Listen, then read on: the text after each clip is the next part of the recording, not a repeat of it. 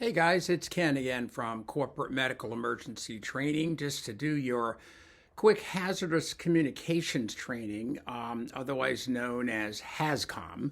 That's basically what we also abbreviate it as. So this will be a little less time to go over a couple of what we believe are the most important things of a hazardous communications program that both medical, healthcare, and dental need to have in their offices to keep their staff safe.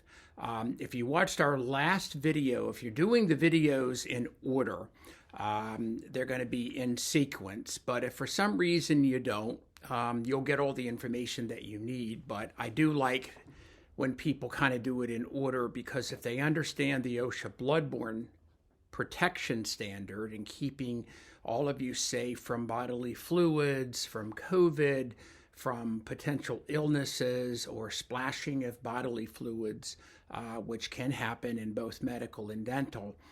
If they do that first, they kind of understand the hazardous communications a little better.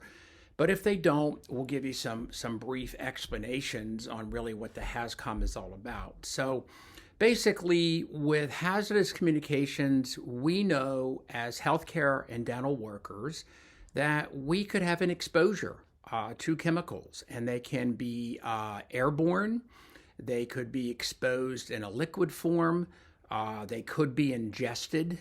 As bizarre as that sounds, one of the things that most of you have seen when we've come out and do your on-site inspections in your dental practices is that we look to see if any of your offices are storing any type of hazardous chemicals near personal care products or any type of beverages or food. And that's where there could be a potential where there could be a slight ingestion of a chemical if, let's say, a dental healthcare worker may not have removed their gloves if they were using it when they were dealing with that chemical. Or it could be an issue where someone's not necessarily wearing the PPE like gloves that we recommend that you do, and they may have that chemical residue on their hands. And they may go and eat something, excuse me, and not necessarily wash their hands as thorough as they should. So most of you know that under the OSHA's federal HAZCOM standard, if you wanted to look it up, which if you go to osha.gov, it is the 29 CFR 1210.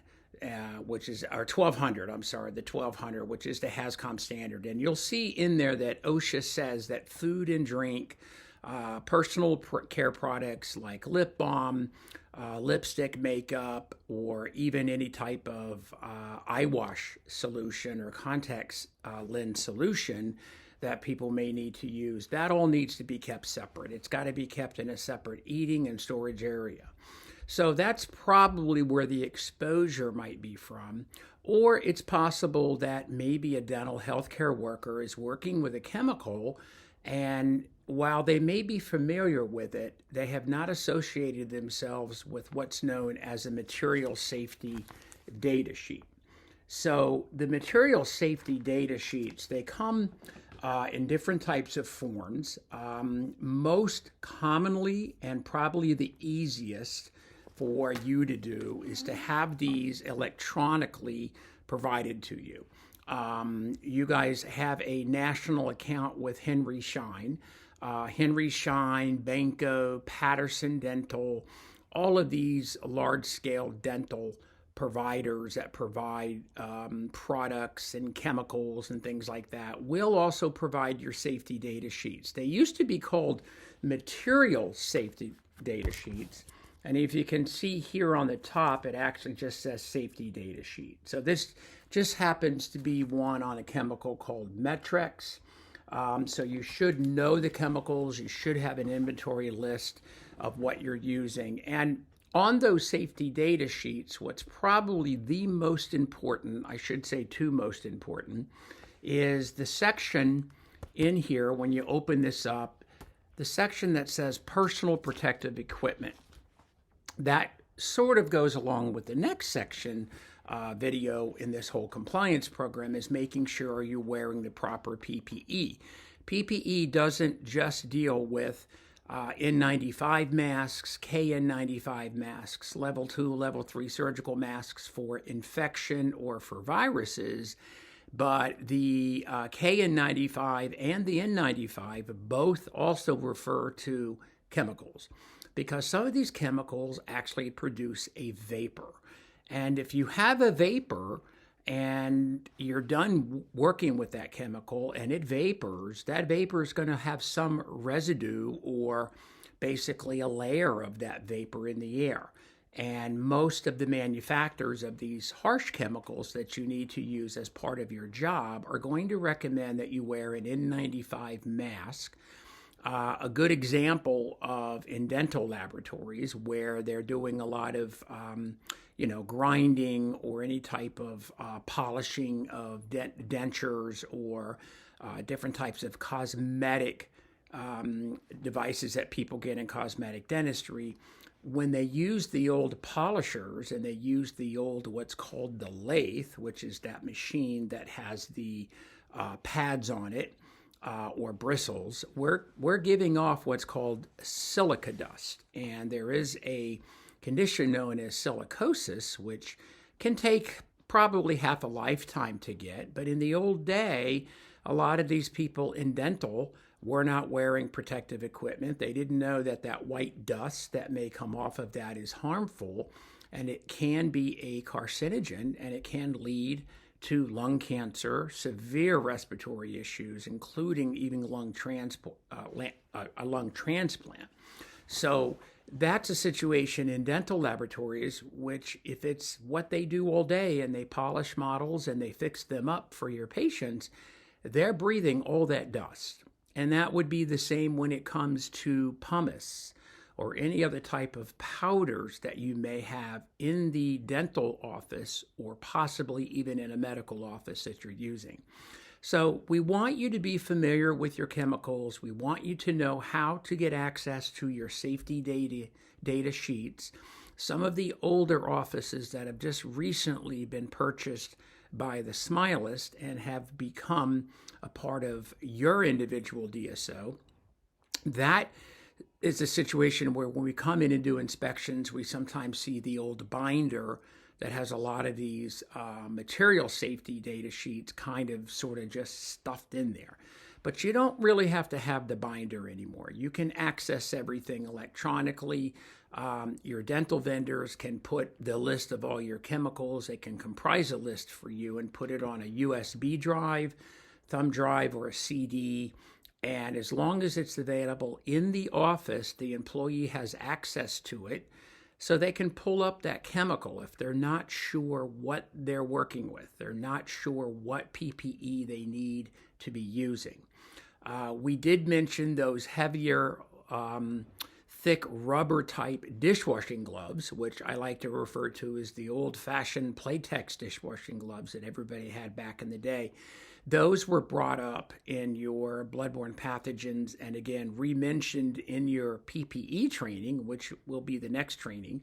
But those gloves also could be very highly recommended by one of the vendors or manufacturers of the chemicals that you're working with. So to kind of sum everything up, it is an occupational hazard for you to be using chemicals. You need to use them wisely. You need to be familiar with the chemical. And your offices, all medical and dental, are required to actually have what we call a hazardous wall chart that actually shows what we call pictograms. And you can see these little different symbols matches to the individual SDS sheet, and it would tell you if it's a biological hazard, if it's a respiratory hazard. Obviously, the skull bones, we know that that's bad, right? That's not good. That could be a very, very bad exposure to your body if you're working with a chemical that has this logo on it, because you're not protecting yourself from working with that chemical. This also would be a flashpoint or even a flammable type of material. So this is usually imprinted on the products that you're getting from the manufacturers. It's also correlates in with that product's specific safety data sheet. and also what's known as the color chart. So this is actually from the NFPA, which is the National Fire Protective Agency, because even firefighters or people who might be part of a chemical response team have to know what the colors mean. White is actually not a hazard. Red is obviously a critical hazard, which could be cancer causing carcinogens. And then the blue and the yellow are milder exposures. And some of these have numbers on them, they give it a rating. So if you look at your wall chart and you look at your color chart, you'll be able to match that up with that specific product to make sure that you stay safe. Chemical exposures do happen. And one of the biggest areas that I particularly am kind of on our clients about, and people don't think about it until it happens, could be your eye wash stations. Some offices don't have eye wash stations. They have to have that. That is a immediate fine if OSHA or the State Department of Health or even the Board of Dentistry decided to come in and do an inspection to make sure that you're compliant. Because here's a perfect worst case scenario where an eye wash station wasn't available and a worker was working with chemicals that somehow got splashed into their eyes. Maybe that's a carcinogen, maybe it causes permanent nerve or retina damage in the eye, it may even cause blindness. And if someone were to lose an eye due to blindness because they had a chemical exposure into their eyes, it would be because they weren't wearing proper PPE to protect their eyes. And it could very well, if it does cause blindness, you have to report that to OSHA. The areas where we have critical OSHA violations are companies that may have employees that may suffer an amputation. They may actually suffer a death in the facility, which is pretty rare in dental and medical, but it could happen. And if someone were to lose an eye, that is absolutely a critical, immediate reporting requirement to the local OSHA office where you are practicing.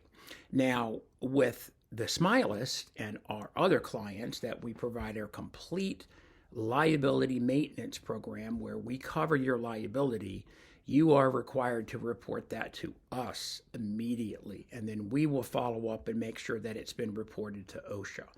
Because since we provide you liability coverage and risk management protection, my company is just as liable for not ensuring that that was reported to OSHA as much as you would be. So just think the worst case scenario that someone decided they didn't like the eyewear, they don't want to wear it, maybe it's optional. It really needs to be enforced when they're working with chemicals because these chemicals can get into the body. And N95 masks or even level 3 masks need to be worn. Some people will wear a face shield when they're working with powders or chemicals because we're talking about exposure into the mucous membranes, into the nose, into the mouth. These are other areas where chemicals can actually come in contact with your body. So a chemical exposure, someone who may be affected by chemicals, is just as important to document on your OSHA 300 log and to fill out an incident report because it's not only an OSHA mandate, but it also requires outside medical care. And if you remember in the bloodborne video, we talked a little bit about what's the process if an employee has a needle stick, an instrument stick, has a COVID exposure, or for some reason ended up getting vomited on. I know sometimes in pediatric dentistry, I hear clients tell me that it happens. They may be taking an impression and the child or maybe even some adults have very strong gag reflexes, which can stimulate the vomiting response. So again, that's an exposure. So just make sure with your chemicals that you're comfortable and you're safe using them. And finally, on the safety data sheet, read it on that chemical if you're not familiar with it, because you want to know if that chemical produces a vapor. The vapor stays in the area. Sometimes working in a lab might require that you have good ventilation, you have a fan. Sometimes when we do our respirator fit testing, some of you have been through that with us for the respiratory protection standard. Sometimes we use a smoke test to check your sensitivity to the smoke to see how well you're handling it with the mask to make sure it's a good fit. The mask is going to do its job and protect you. But I usually bring a portable fan with me because that smoke also vapors. It lingers in the air. So read the safety data sheet, become familiar whether or not it's a vapor or what type of toxicity that it might produce. There are situations where people don't really consider the value of that PPE simply because they're comfortable using the product and maybe they've been using it for very many years, within their career. And they went to school, dental school, hygiene school, assistant school. They all have some knowledge of these chemicals. But using them day to day without proper PPE and knowledge and knowing what to do if there's an exposure certainly puts us at great risk. And our health is always at the utmost concern. So if you do not have the color chart, the pictograms, if you do not have your safety data sheets and you cannot access those, I want you guys to give me a call at our corporate office, 917-439-7338. And I want you guys to let me know you don't have it. I work very closely with Annette Martino, who is your director of facilities in the Great Neck corporate office, and we work very well in making sure that each office has the appropriate equipment and supplies. And if you don't have it, it is an OSHA violation, which we are liable for not making you aware of. So please feel free to do that. And as always, I want you guys to stay safe, work smartly, work safely. Anything you're not concerned about, bring it up to your supervisor's attention or your practice manager or even your regional manager, and then you can also contact me as well. So as always, thanks so much for listening to our training videos. Again, when you complete this one, I will be seeing in the learning management system that you've completed it. You will be verifying you've done the hazardous communications training, and then I will be issuing your continuing education credits and your certificate of completion once we see that you have completed that course. And also, as always, ending, any questions, please do feel free to reach out to me. Ken Frucci, Corporate Medical Emergency Training. My personal email is KF, which stands for Ken Frucci, KF1104 at iCloud.com. And my direct number is area code 917-439-7338. So thanks again, guys. Take care, and we will see you again in the future.